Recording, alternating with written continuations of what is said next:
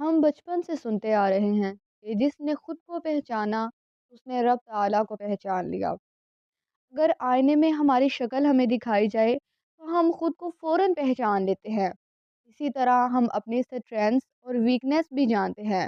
ہم خود کو تو کچھ حد تک پہچانتے ہیں لیکن پھر بھی رب تعالیٰ کو نہیں پہچان پاتے۔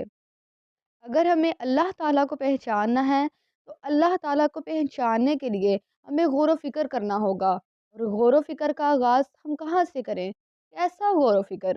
غور و فکر ہم اپنے جسم کے فارمیشن کے جائزے سے کرتے ہیں۔ سر میں 55 ہڈیوں کی حکمت دیکھیں۔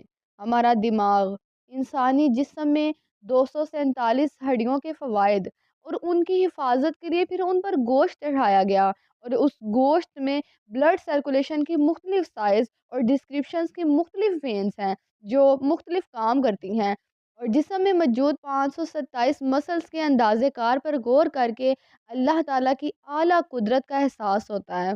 بے شک اللہ رب العزت نے اس دنیا میں اس زمین پر ہمارے لیے اپنی بے شمار نعمتیں مہیا کی ہیں۔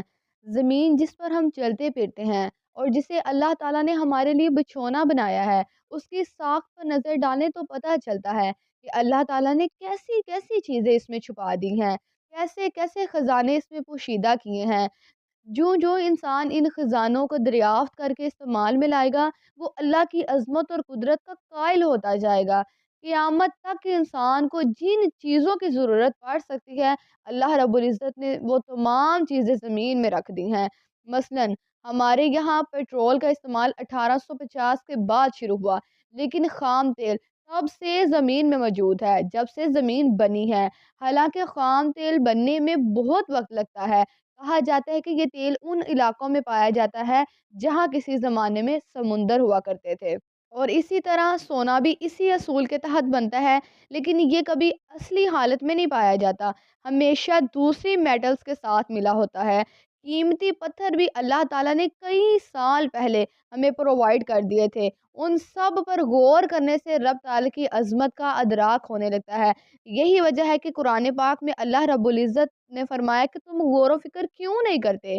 حضرت قطب الدین کا کیا فرمان ہے کہ انسان پر لازم ہے کہ وہ رب کی زمین پر گھوم کر اس کی قدرت کا مشاہدہ کرے۔ جب انسان زمین پر سیر کرتا ہے، اللہ کی زمین پہ سیر کرتا ہے، تو اسے رب کی قدرت کا ادراک ہوتا ہے، اس کے اندر شکر گزاری کے جذبات پیدا ہوتے ہیں۔ جہاں شکر گزاری ہو وہاں بخوشی اطاعت کی جاتی ہے۔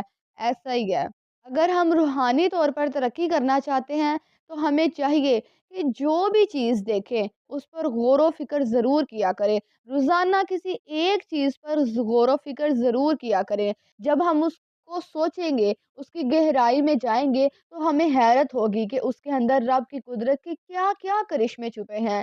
چیزوں کی حقیقت کا ادراک ہمیں روحانیت کی طرف لے جائے گا انشاءاللہ عز و جل۔ میری یہ ویڈیو دیکھنے کے بعد آپ نے آج کے دن میں کسی نہ کسی چیز پر ضرور غور و فکر کرنا ہے، اور یہ سوچنا ہے کہ اس چیز میں اللہ رب العزت کی کتنی حکمتیں ہیں، اور اللہ کی قدرت کا نظارہ دیکھنا ہے۔ اور پھر مجھے آپ نے کمنٹ سیکشن میں ضرور بتانا ہے کہ آپ نے آج کس چیز پر غور و فکر کیا ہے۔